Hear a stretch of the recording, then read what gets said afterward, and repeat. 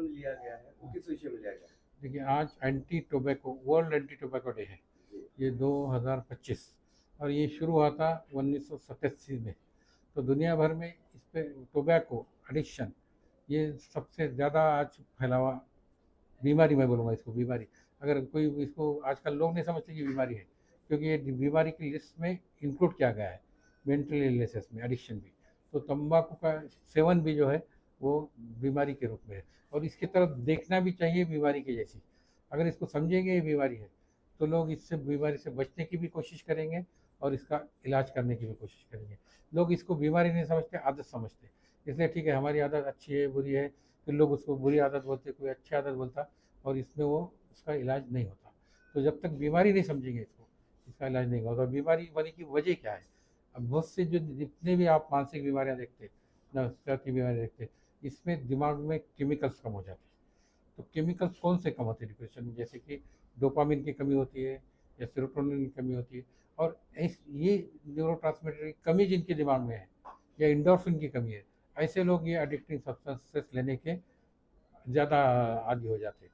एक बार वो लिया, अब कुछ लोग बोलते कि मैं एक बार लिया मैं आदी नहीं बना, शराब पीने वाले बोलता मैं एक बार लिया उसके बाद नहीं लिया, या मैं छोड़ दे सकता। लेकिन ये हर एक के साथ मुमकिन नहीं है, गलत फहमी है। कुछ परसेंट लोग छोड़ सकते हैं, मगर 90 से 95% लोग को छोड़ना बहुत मुश्किल हो जाता है, जब तक कि वो सही तरीके से इलाज ना करें। तो अब इलाज के तरीके बहुत है, एक तो बीमार होने के बाद इलाज करते हैं और एक प्रोफाइलैक्सिस करते हैं।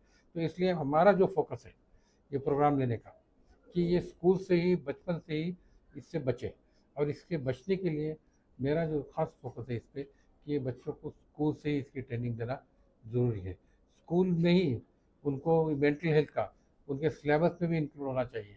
और जैसा कि अब हमारी कंट्री प्लूरलिस्टिक कंट्री है, हर मज़हब के लोग यहाँ स्कूल में होते हैं, तो मेरा जो स्पिरिचुअल एस्पेक्ट पे जो फोकस है आज, वही है कि सबको हर रिलीजन का स्पिरिचुअल नॉलेज देना चाहिए। वो एक दूसरे के स्पिरिचुअल नॉलेज से वाकिफ़ भी इसलिए होना चाहिए कि मैं जब तक दूसरे का स्पिरिचुअलिटी नहीं समझूंगा, मैं उसके बारे में रिस्पेक्ट करने के मेरे समझ में नहीं आती।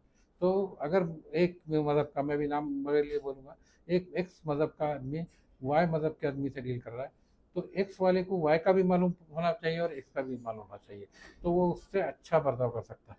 जब हम एक बात करते इम्पैथी वगैरह, जब तक ये चीज़ें नहीं बढ़ेंगी, हमारे पास के स्कूल से लेके सोसाइटी के लेके टेंशन जो बढ़ रहे हैं आज, वो कम नहीं होंगे। और ये लोग टेंशन छुड़ाने के लिए ये तंबाकू बोलो, सिगरेट बोलो, बीड़ी बोलो, और शराब बोलो, ये दूसरे एडिक्टिंग सब्सटेंस लेते हैं। और इसका जो इंसिडेंस जो बढ़ते जा रहा दिन ब दिन, आज दुनिया भर में लोग इससे परेशान हैं। हर एक बच्चों में भी हज़ार 8-10 बच्चों में 3-4 बच्चे लेते हैं। अब जैसा कि मैं 50 साल से देखता हूँ, एक ज़माना ऐसा था कि इसकी मुश्किल से आते थे कोई तंबाकू पीड़ी के लिए इलाज के लिए, पर अब उसके लिए भी आना बढ़ गए। जैसा कि मैं हॉस्पिटल में भी देखता हूँ कि जो पेशेंट एडमिट रहते हैं उनके आने वाले 4 जो रिलेटिव है, जो अभी बताया उसमें, तो उनके पास से जमा करते करते हमारे डब्बे जमा हो जाते हैं। तो इतना इसका सेल और ये है, तो इसको हर लिहाज से कंट्रोल होना चाहिए।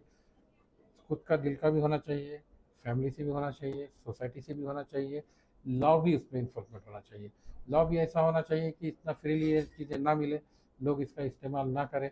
और इसका एजुकेशन अवेयरनेस सबसे बड़ा है, अवेयरनेस, सोच बदलना में जो आरोप बुनियादी मेरा ऐसा है सोच। अगर आप पॉजिटिव सोच कम्युनिटी की बनाएंगे, सर और ज्यादातर नौजवान जो है, हाँ, ज्यादातर नौजवान इस नशे की तरफ। इसकी जो सोच है कि हमारा नशा करने से हमारा गम भूल जाता, ये गलत है। उसका गम बढ़ता, उसकी एंग्जाइटी बढ़ती, उसकी परेशानी बढ़ती। जो रिपोर्ट्स है, जो सुसाइड का रेट, लोग समझते कि इससे हमारा डिप्रेशन कम हो जाएगा, हमारी एंग्जाइटी कम हो जाएगी, हमारा स्ट्रेस कम हो जाएगा। मगर जो डिप्रेशन सुसाइड का स्टेटिस्टिक्स है, जो तंबाकू सिगरेट पीते हैं उनमें सुसाइड का रेट ज़्यादा है, कि उनसे ज़्यादा। और इसीलिए आज जो सुसाइड रेट बढ़ते जा रहे हैं, ये सब जुड़े हुए हैं। ये पूरी बीमारियाँ, एंग्जाइटी, तनाव, उदासीनता, टेंशन, सुसाइड, स्किज़ोफ्रेनिया, ये जितनी भी बीमारियाँ ले रहे हैं, एडिक्शन, ये पूरे सर ये जो मानसिक। बात करें आपने, ये जो मैं देखिए अभी इसलिए पहले उसके लिए इसलिए ज़्यादा कर रहा हूँ, ये पहला बहुत इसलिए ज़रूरी है, अभी इससे बचाना स्कूल से ज़रूरी है, आने वाली जनरेशन में बचाना। अब जो हो गए, अब हो गए उस पर आता हूँ, हो गए उनके लिए दवाखाने हैं। अब एक बार आ गए तो जब एडिक्ट हो गए, ट्रीटमेंट की ज़रूरत है। देखो जब तक हार्ट की बीमारी नहीं हो रही उसको हॉस्पिटल जाने की ज़रूरत नहीं, जहाँ हो गई तो उसको हॉस्पिटल की ट्रीटमेंट की ज़रूरत है। अब इसकी सिस्टमेटिक ट्रीटमेंट में भी 4 तरीके हैं। एक तो उसका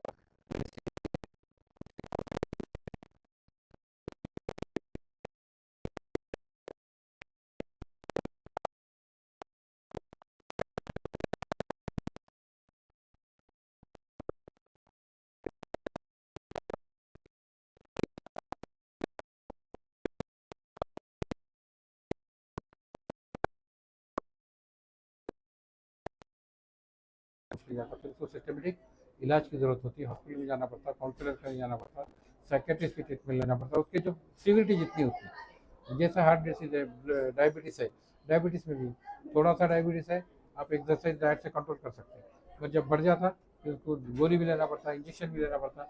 तो वैसा भी इसकी भी सीवियरिटी पे डिपेंड, आपको गोली दवा इंजेक्शन ज़रूरत पड़े तो ईसीटी शॉक ट्रीटमेंट जिसको बोलते हैं वो भी लेना पड़ती है, मगर उसके इलाज के लिए आपको दवाखाने में। तो ये जो हम बात कर रहे हैं सोसाइटी में, कॉलेजेस में, स्कूल्स में, कम्युनिटी में, ऑफिसेस में, अलग अलग डिपार्टमेंट्स में, इस पे इसकी ट्रेनिंग हो, लोगों को इसके बुरे असर के बारे में बताया जाए ताकि वो अवेयर हो और उससे बचने की कोशिश करें, अपने आप को और अपने फैमिली को और सोसाइटी को वो बचा सके ताकि नेशन पीसफुल हो सके। Thank you.